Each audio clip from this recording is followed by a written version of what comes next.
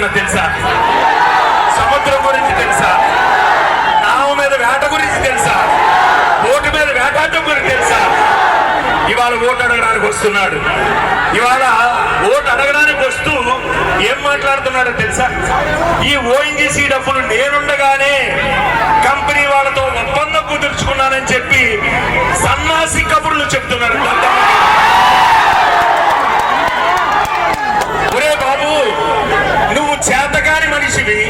నువ్వు ఏదైతే 5 సంవత్సరాలు పరిపాలన చేసినప్పుడు ఆగిపోయిన జిఎస్పిసి డబ్బులు 80 కోట్ల రూపాయలు తేలాక నువ్వు ఇంట్లో తాకున్న మీరు ఇవాళ మేము తెచ్చిన డబ్బు గురించి మాట్లాడతారా? అసలు ఓఎన్జీసీ గురించి నీకు తెలిస్తే నువ్వు ఆ రకంగా మాట్లాడు. 2021లో ఓఎన్జీసీ కంపెనీతో మనకు ఒప్పందం అయితే నేనే తెచ్చాను అని చెప్పి అతను చెప్తున్నాడంటే చేతకాని మనిషి, చేతకాని ఎవరిని మోసం చేస్తావు? నా జాతినా మోసం చేసేది. ఇవాళైతే మాకు బతుకు తెరువు లేక బతుకు తెరువు వెతుక్కుంటూ ఇవాళ మేము సముద్రం పక్కకి, గోదావరి పక్కకి వెళ్ళాం. కానీ ఎక్కడా ఎవరిని దేహి అని ఎవరిని అడగల. మేము ఎవరిని నమ్ముకున్నాం? గంగమ్మ తల్లిని నమ్ముకున్నాం. మేము ఆకలేస్తే ఒకరి దగ్గరికి వెళ్ళి అన్నం పెట్టు అని అడగాం. గంగమ్మ తల్లిని నమ్ముకొని వేటకెళ్తాం. ఆ తల్లి ఇచ్చిన ఆ సంపదతో మేము మా కుటుంబాన్ని పోషించుకుంటాం. అంతేగాని ఒకరి దగ్గరికి వెళ్ళి దేహి అని చెప్పి అడుక్కునే జాతి కాదు. ఎవరో పనికి మాలిన సమాజం జాతికి ద్రోహం చేసే దుర్మార్గులు అమ్ముడైపోవచ్చేమో కానీ నా జాతిలో ఉన్నటువంటి నీతి ఉన్న ఏ ఒక్కటి రూపాయలు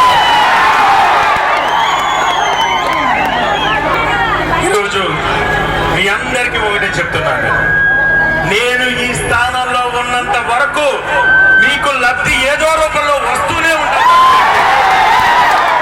అది డబ్బు రూపంలోనా, లేకపోతే ఇంకో రూపంలోనా, ఇంకో రూపంలోనా, ఏమీ లేకపోతే నీకు ఒక ధైర్యం రూపంలో నీ అన్నదమ్ముడు నీకు మేలు చేస్తూనే ఉంటాను.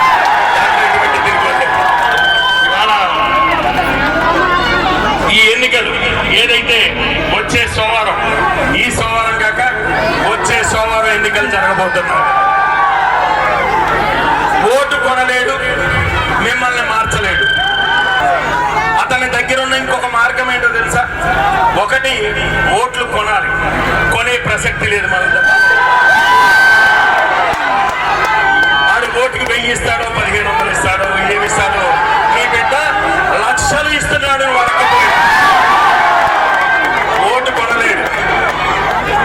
అతని దగ్గర ఉన్న మార్గం ఇంకొక మార్గం ఉంది. కుటిల రాజకీయం అంటారు చూసావా? ఎదవ పనికి మాల తెలివితేటం. మనలో మనకి గొడవలు పెట్టాలనే ఒక ఆలోచన అయితే ఉంది. ఇవాళ కూడా నేను ఊళ్ళోకి వస్తున్నప్పుడు గొడవలు పెట్టి 2 వర్గాల కింద చేర్చాలని ఆలోచన, దుర్మార్గమైన ఆలోచన చేశారు వాళ్ళు. మనం చేతగాని వాటమా? సహనం మన దగ్గర ఉన్నది. సహనం. మనకి గొడవలు వద్దు, మనకి గొడవలు వద్దే వద్దు, మనకు అవసరం లేదు. మనకు కావాల్సింది మంచి చేయాలి, అంతేనా?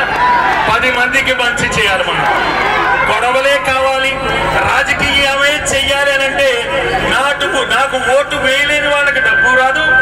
నాకు ఓటు వేయలేని వాళ్ళు ఎప్పుడో దుకాణం సర్దేవలసిన పరిస్థితులు వచ్చాయి. చేయలేదు. ఈ జాతిలో పుట్టిన బిడ్డగా నా జాతి బాగుండాలని ఏదైతే నేను కోరుకుంటున్నాను, నా జాతి బాగుండాలని ఏదైతే కోరుకుంటున్నానో మిమ్మల్ని అందరినీ ఒప్పించండి. వాళ్ళు తప్పు చేసినా మిమ్మల్ని అందరినీ ఒప్పించి క్షమించమని నేనే అడిగాను. మిమ్మల్ని అందరినీ ఆఖరి అవకాశం ఇస్తున్న వాళ్ళకి మారితే ఈ ఎలక్షన్కి మారండి, లేదా